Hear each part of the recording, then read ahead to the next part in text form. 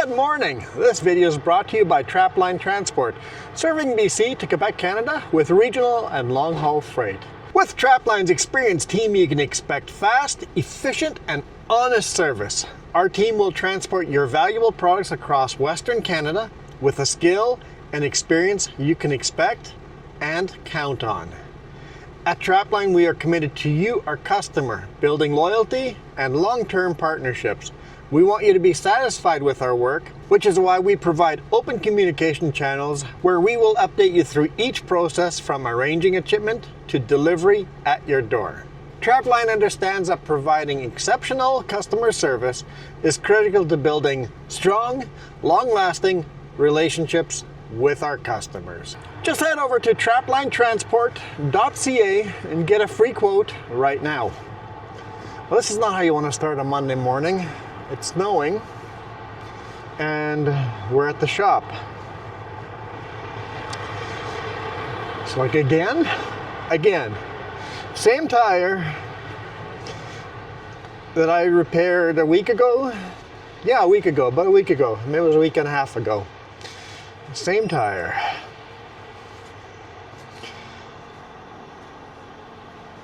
At the last tire shop, we replaced the valve stem. It's the outside tire at least, and now he put it in the tub and found a leak, so just getting a patch, and then we'll hammer down and get loaded across the street at Porcupine and enjoy the snow. Yay! It's a tarp load too, so I'm gonna have to tarp this in the cold weather. It's like -6. Getting chilly out here, -6 Celsius that is. Anyway, should be done here pretty quick. We'll get loaded and we'll hammer down. Oh yeah, he's putting it on the rim right now. I'm getting loaded literally across the street, so it'll work out.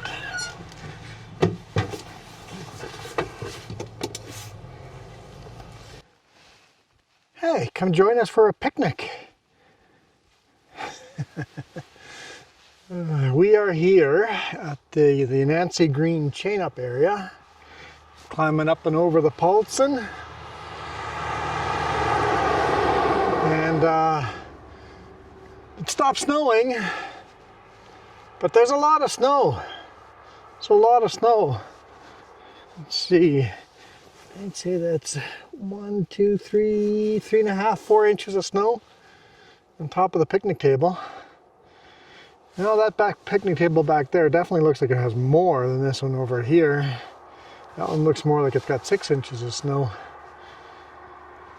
But anyhow, I don't think this pit toilet's going to be accessible for much longer. But as you saw during the ad read, this is what the load looks like. It's tall. It is unruly. Yeah, the front trailer is long enough that I can't quite get the tarp to both overlap and fill in the back corner. I'm sorry, I tried. I stretched as far as I could, but there's barely enough overlap over here so that the tarp doesn't come apart. But yeah, it's overhanging the back a little bit and overhanging the front. And the tarps are designed for exactly a 32-foot load, not a 33-foot load. And the pup is no problem because that's a 28-foot trailer. So yeah. Anyway, let's hammer down, guys.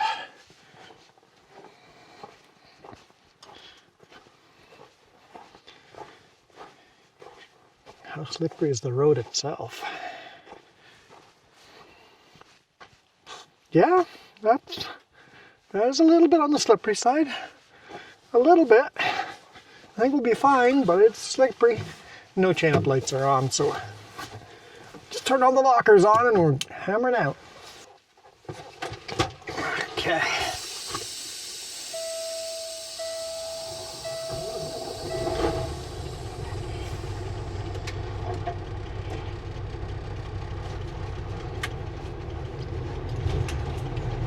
lights on again.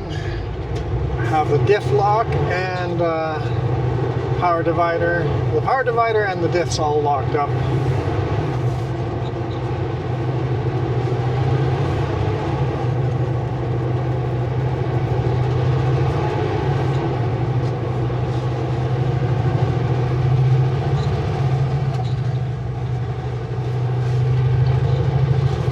See how we do. Beautiful winter wonderland. Just dark already. It's 1 p.m. and it feels this dark. It's just a thick clouds, right?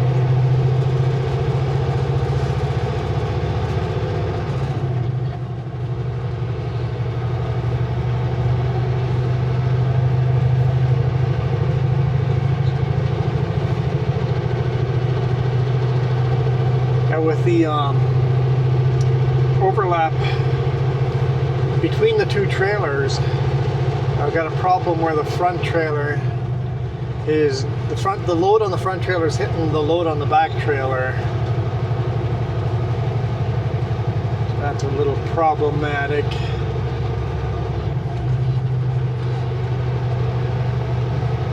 Can't take any tight turns without it hitting each other.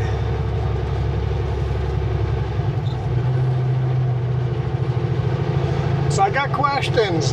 Lots of people are asking, both hands are on the steering wheel, how are you shifting? Are you running an automatic in this beautiful W900L? Yes we are. We are running an automated manual transmission, which means it's still a manual transmission, but the computer's doing the shifting. And yes, I swore I would never drive an automatic. Automatics are for sissies, and I would never do that. Why I switched to automatic? Ankle injury. I broke my ankle. And automatics are easier when you don't need to use your left foot. Broke my left ankle. And then the first winter. Boy, howdy. I spun out at stupid places. I'm like, you stupid automatic, you piece of garbage. I hated automatics so much the first little bit of winter. But a month into the winter, I figured it out. I stopped spinning out. I'll leave it in automatic. I could go to manual mode. I leave it in automatic unless it gets slippery enough where I might spin out, then I go to manual. And every now and then the computer is too slow when you start spinning with the automatic braking system. It's trying to stop you from spinning, so it starts applying brakes. When you're climbing a mountain on the slippery roads, it applies brakes at the worst time possible. But that's happening now with the manuals as well, so that's unrelated to the automatic. But the problem is, when that happens to you in the manual, you just have to do a very quick downshift, right? The computer cannot downshift as fast as you can. So I found the secret to not spinning out with an automatic is, if the roads are slippery, grab one lower gear than you need. Right now we're in 9th gear.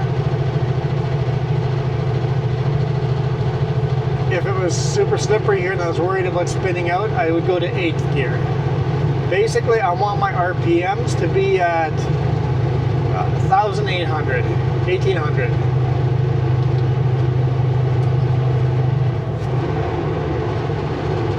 Right there.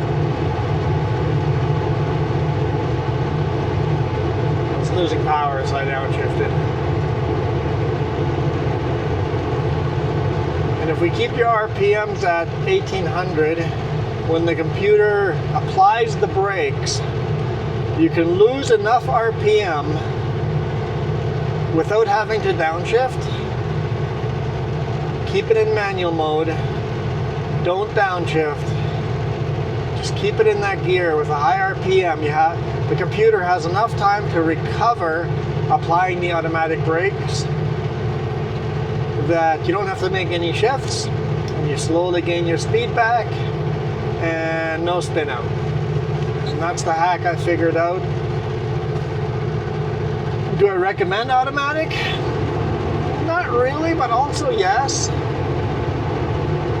There are cons and pros. Cons is being, if you're doing logging on steep grades, you should probably stick to a manual transmission.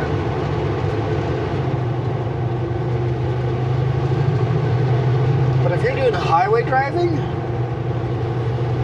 especially a lot of mountain driving like I do, and a lot of city driving, if you do a lot of city driving, at the end of the day,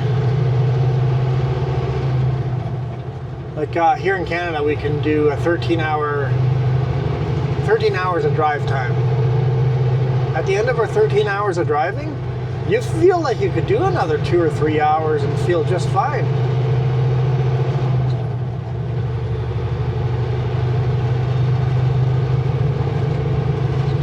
You have so much more energy at the end of the day compared to running a manual.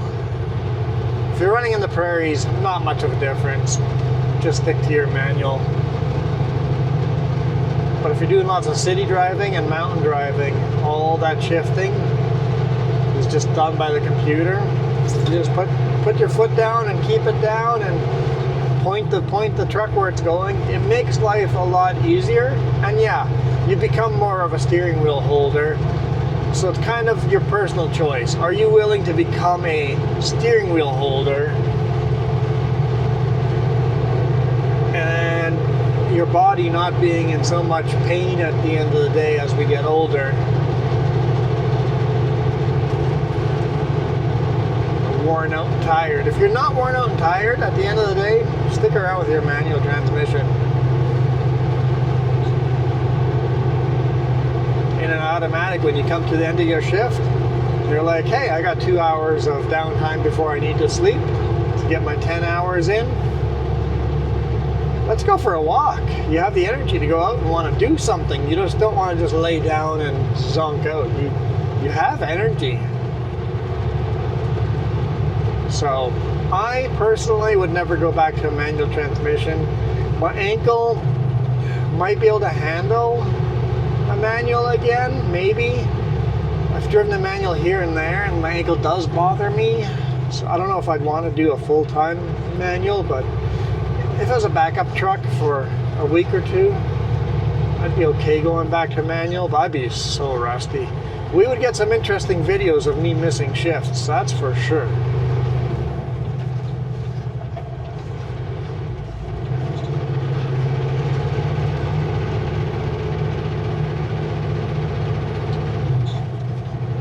Computer was a little confused there. Like, I'm going back to manual.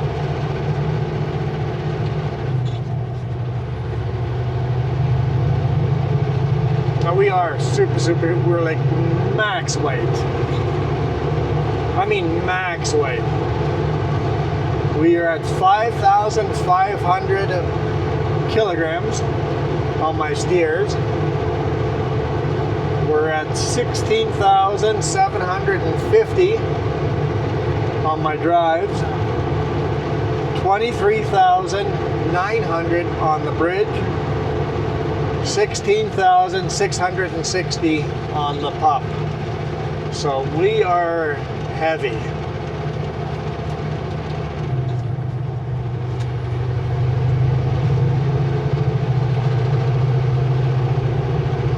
At least I got decent traction on the drives. I know I could use a little more weight on the drives, but we had to take a package off because the bridge got too heavy.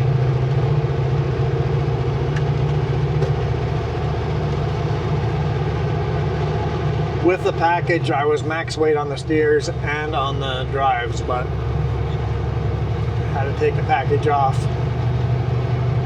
unfortunately. And then I measured the load, and I am squeaky right on 4.15 meters tall. I'm like, I hope hope I'm holding this measuring tape completely straight, because if I'm not holding it straight, I might be over height. It's close. It might be a hair over, depending on how you measure. So hopefully we're legal. Castlegar scale went through there, had no issues, but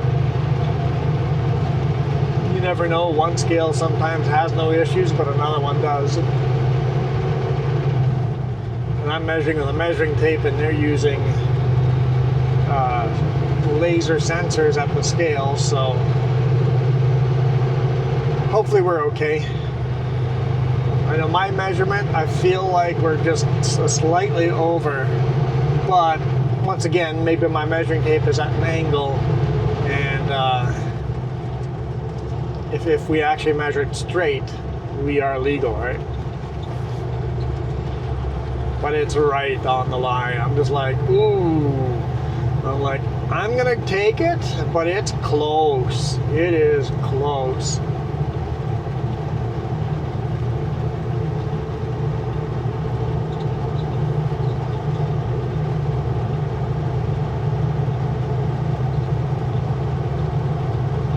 These little S-curves here seem like you can drive a lot faster, but they eat trucks and cars every single winter, so I'm gonna take her easy. Did I say it was 1 o'clock? Okay, that's why it's feeling darker. Huh? I don't know how I got that time. It's 3:41. It is a lot later than I thought. How did I read that wrong?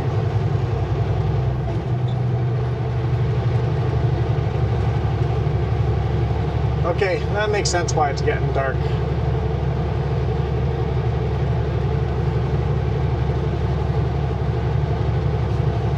Sunset is at 3:57, so in 15 minutes. Sunset's in 15 minutes. I didn't realize how late it was.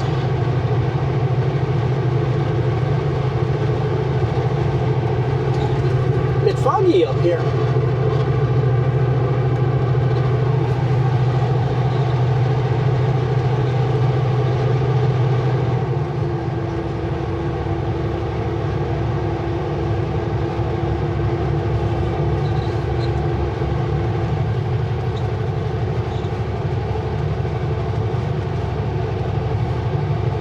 Pull in, do our brake check, and then we'll head down nice and slow like.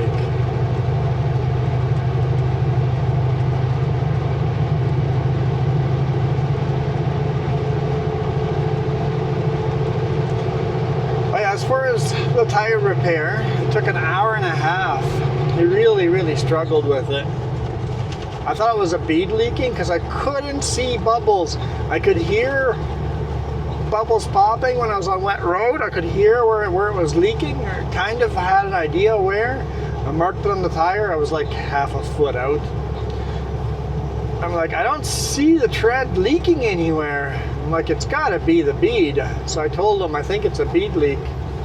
So he sprayed the bead down. He couldn't find it there, so he sprayed down the tread and found a tiny little leak. There was a nail in there, and he says it was so embedded in there, he had to really work to get the nail out. And then he put the first patch in and tore the patch in half. And it's like, okay, that doesn't work. Okay, had to regrind it all again because now the glue's all messed up. Put a second patch on it. That one was better. So it was a bit of work, hour and a half. Normally flat repairs don't take that long, but it's okay.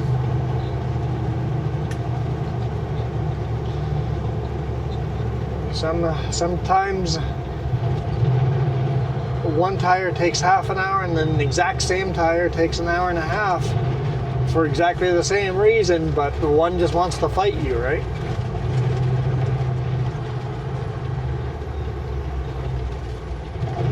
Okay, I'll be right back.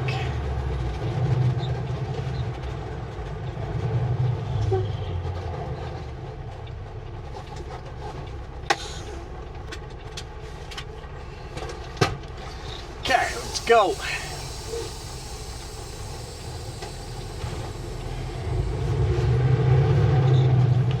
Hurry up and slow down. All right, what gear do I want? I'm gonna stay pretty low here. How heavy we are. I'm gonna go 11th gear. What is 11th gear? Hang on. We got the low gears.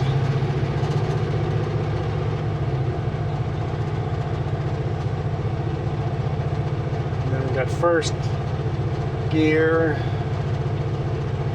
second gear, third, fourth, would be fifth direct. Some of you guys say fifth under.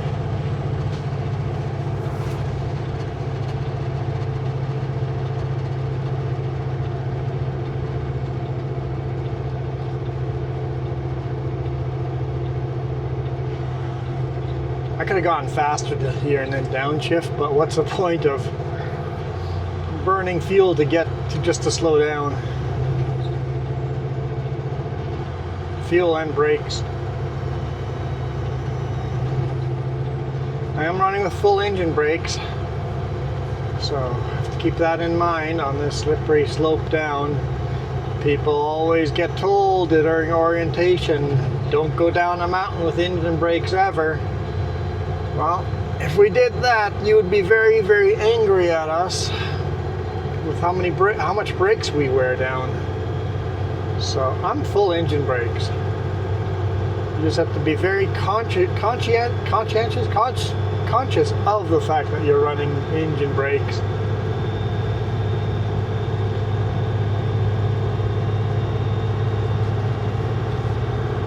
Fan on.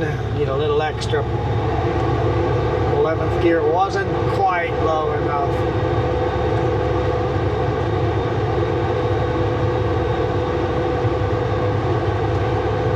Man, I feel tired already and it's only Monday. Ay, ay, ay.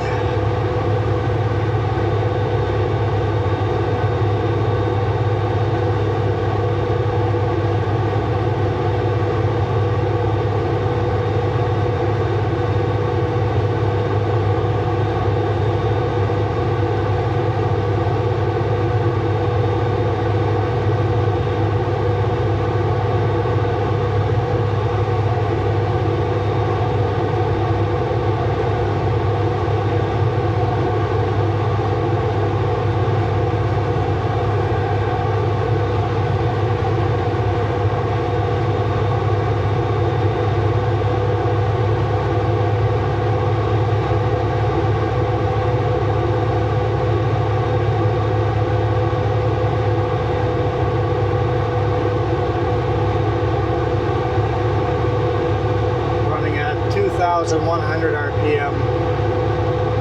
That's about as max I want to be running.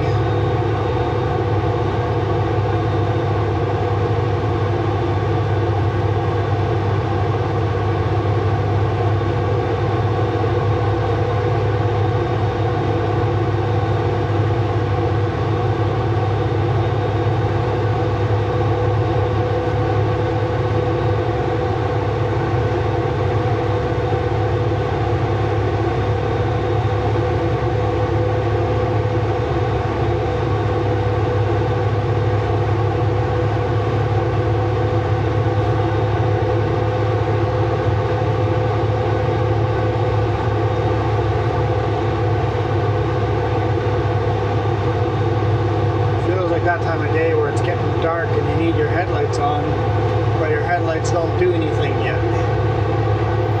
Let's clean the window again. Doing that a lot today.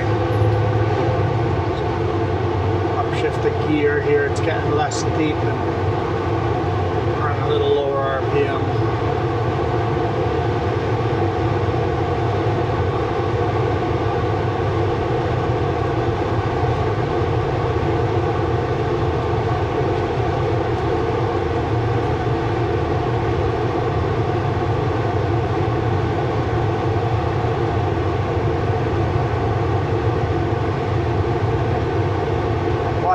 Beautiful pass. beautiful, beautiful.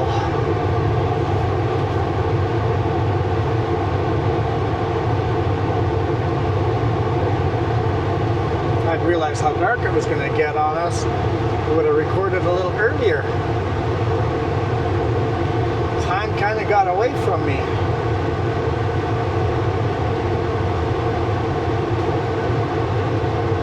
Definitely won't make it to the customer tonight. I guess I never told you the load. Where are we going with this load? Trucker Juan, where are we going? My bad.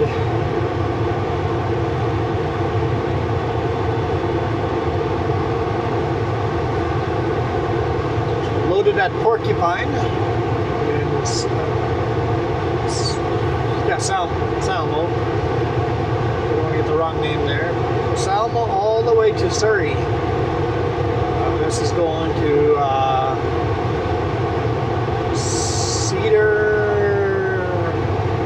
Cedar something or other industry.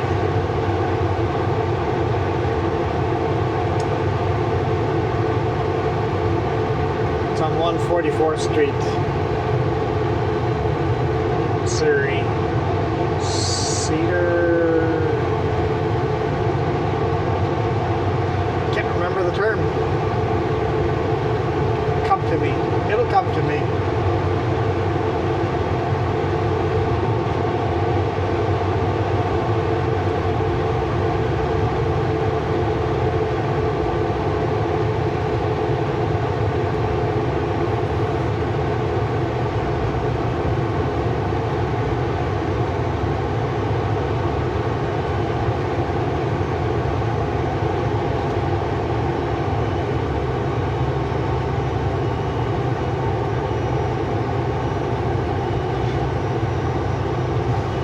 Cedar. The only thing I keep thinking is like Trapline, Cedar line, but I don't know. Maybe that's what it is, but could be Cedar Line Industries in Surrey. It's the only thing I can think of. Just trying to get some frozen waterfalls up in the side of the cliffs there.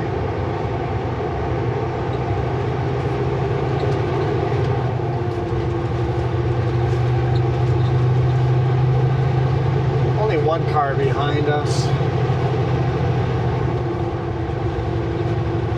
I don't think it's really worth pulling over for one car. Minus 5 degrees Celsius.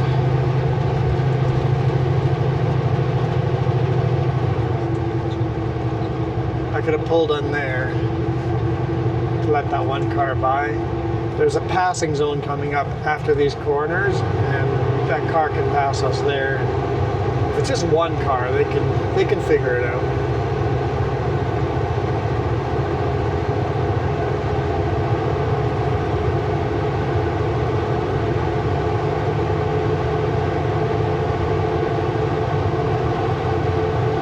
After these curves, we're going to gain some speed. We've got the need for speed.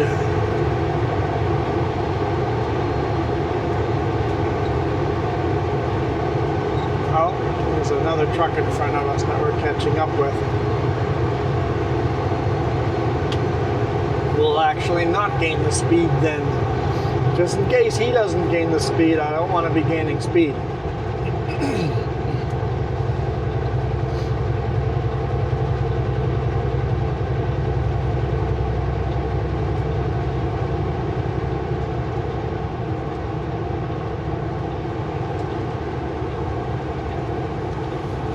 Go as slow as the guy in front of us goes. I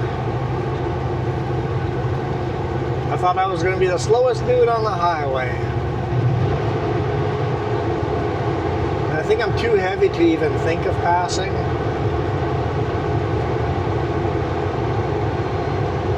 Unless he's really slow. He might be really slow. Let's see what this car does.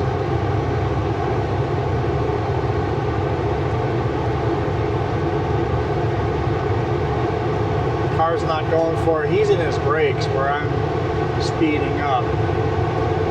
He's only a single trailer. Maybe he's new to driving on ice. Could very well be.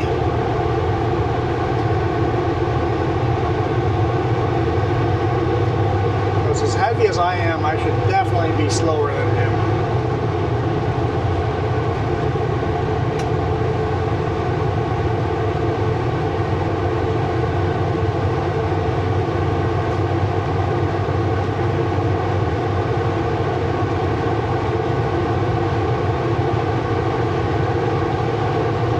I try to hit 100 kilometers an hour at the bottom of this corner. I think we'll be a little short of that this time, but as heavy as we are, kind of prefer to be on the slower side.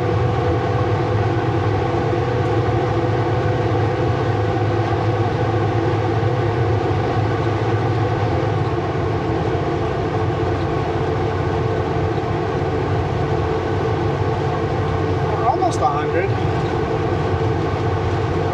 GPS doesn't agree with my speedometer. There we go, that's 100.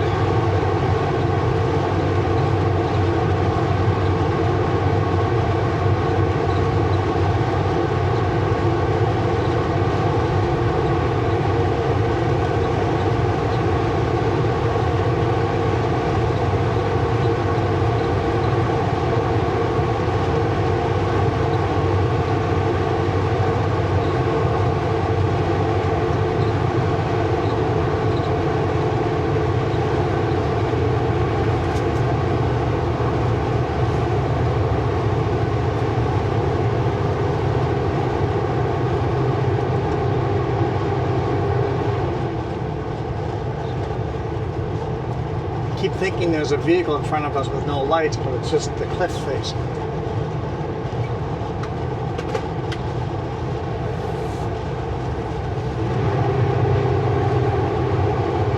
GPS just went into night mode. Does it automatically right at sunset.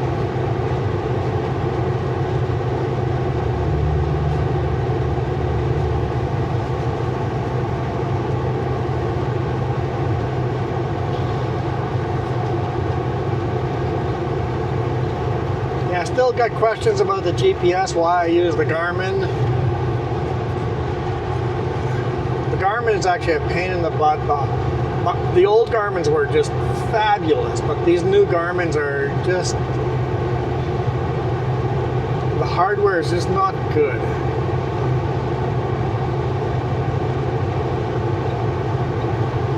They keep restarting themselves, and it's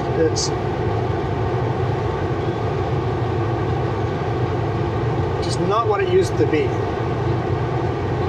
But the software, I love the trucking software on Garmin.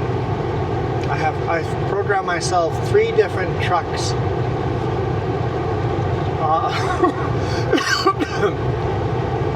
on the Garmin. I've got a empty truck when I'm running empty, a truck where I'm running a load but not max weight like this, and then another option, max weight like this. And it allows you to put in your average speed. I guess they call it top speed, but it essentially equates to the same thing. Top speed, average speed, same thing. And that gives me super good ETAs for when I'm going to be at the customer. Right now I'm going to be 43 minutes short of making it to the customer today. And that's pretty accurate, within half an hour if I get the right setting. For our personal vehicle, we've always used TomTom. So our pickup's got a TomTom in it.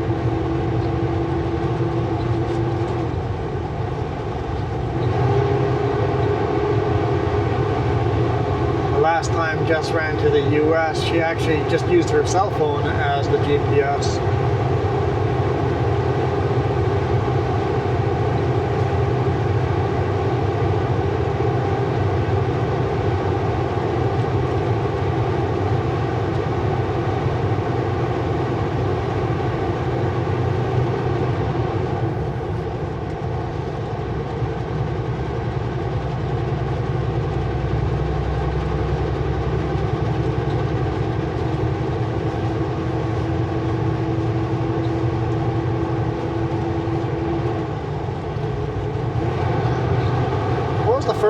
to introduce maps?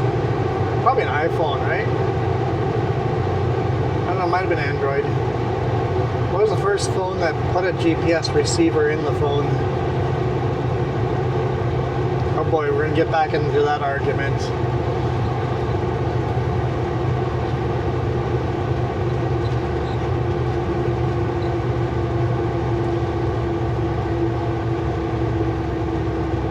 Someone that knows more about cell phones, how many receivers does a cell phone have? You got the cell tower receiver, so you get the cell signal, you got the receiver for that. Also a sending unit for that as well. And then you've got the GPS receiver, Bluetooth receiver and sending unit, the Wi-Fi receiver and sending unit. Anything else?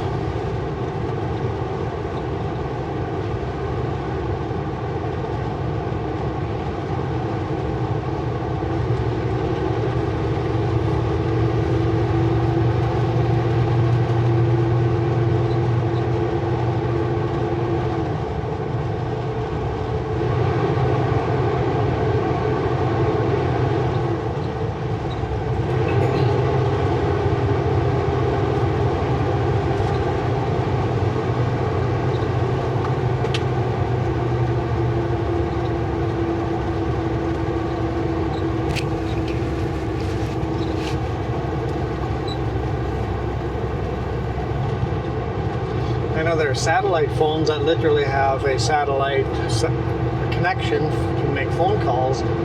It's a lot more elaborate than a GPS. Most phones, GPS is the only thing that actually communicates with satellites.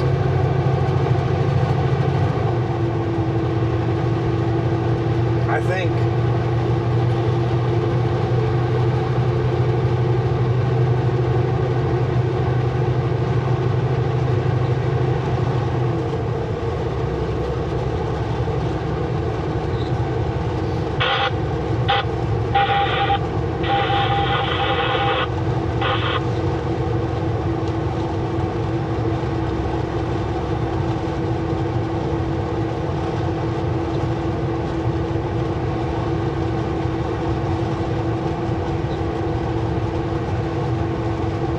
On Christina Lake.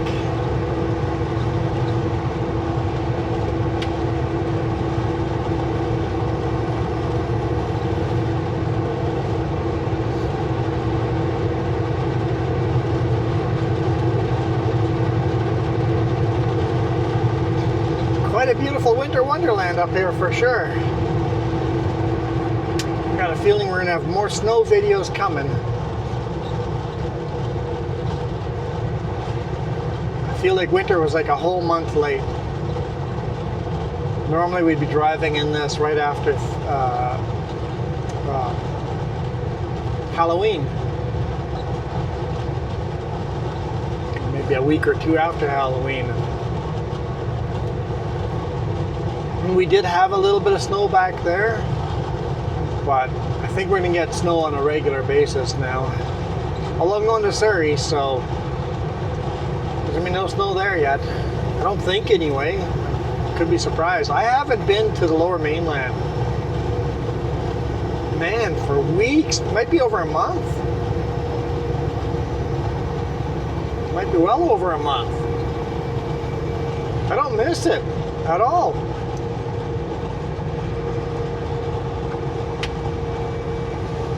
I have to be dealing with rush hour in the morning.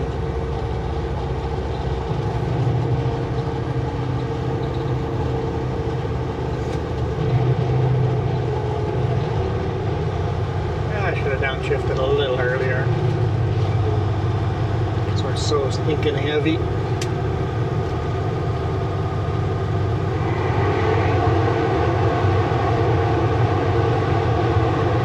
fine. We're fine. On a slippery day I'd be worried, but wait a minute. I still have my lockers on.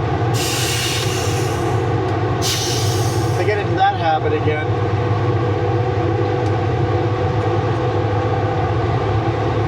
Lockers off. It's pretty high RPM there. It's an automatic. It should have upshifted sooner than that.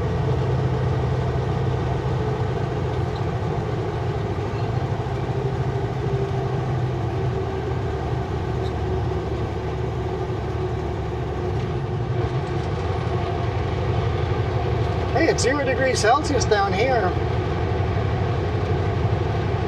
Oh, it's all going to turn into black ice on me, isn't it? Ah, shoot. Oh, Princeton is going to be interesting for me, isn't it? I'm not looking forward to that at all.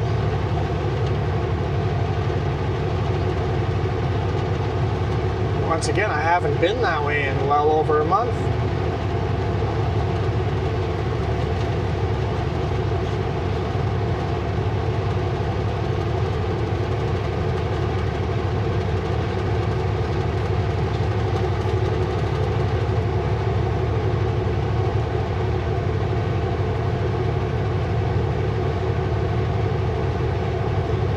So nice and peaceful in the truck.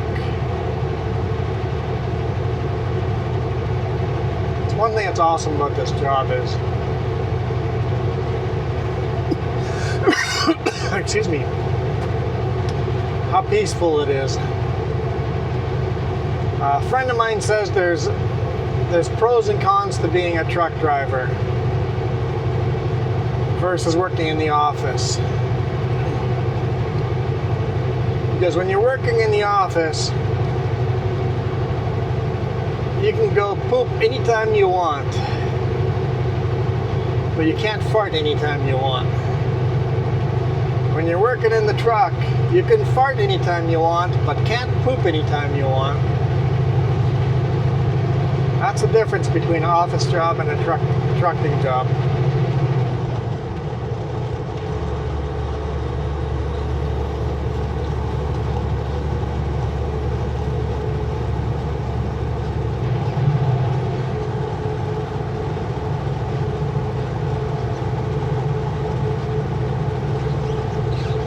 But I find it incredibly peaceful. Most days. City driving, there's nothing peaceful about city driving. Nothing peaceful about that at all.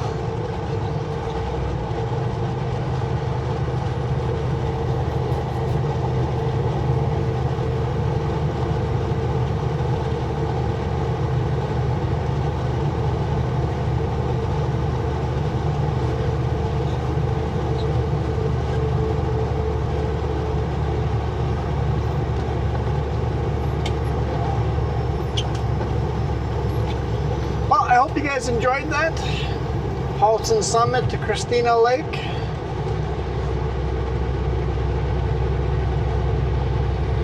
Other than I'm running way further behind today than I want to be, I'm quite happy with today. So far anyway. If I can make it up over the whole Princeton without having to chain up, that would be a win.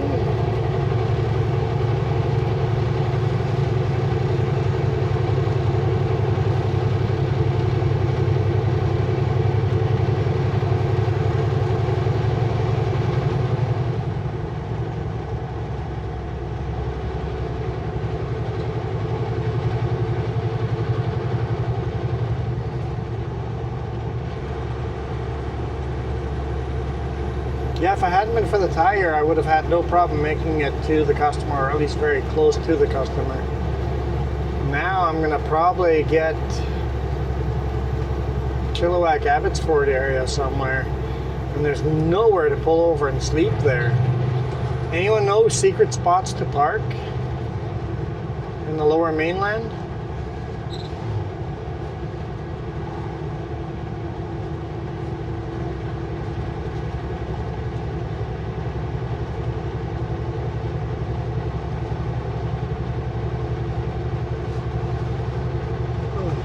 Think of Hope, and then there's a couple little pullouts. If you're on either side of the river, on the north side of the river, there's definitely more pullouts. But going to Surrey, it wouldn't make sense to be on the north side of the river.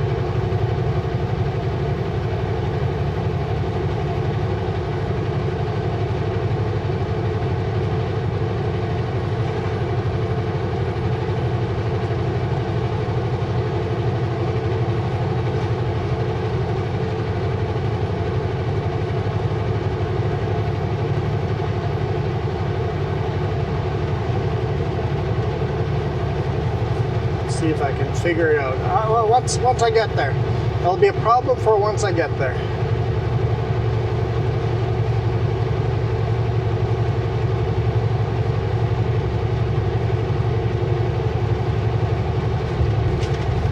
We used to have a spot to park in Chilliwack, but then they went and changed the parking area, and it's like, well, I can't park there anymore.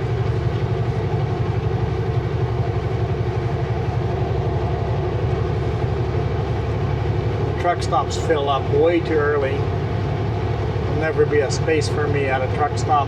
How late I'll be getting in there after 11 p.m.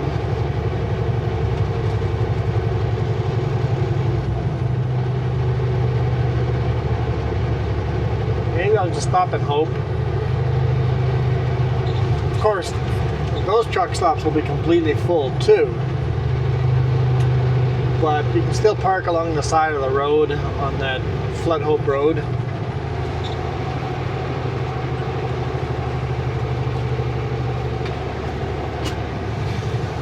Grab myself another water. Drinking lots of water today. Probably a good thing, right?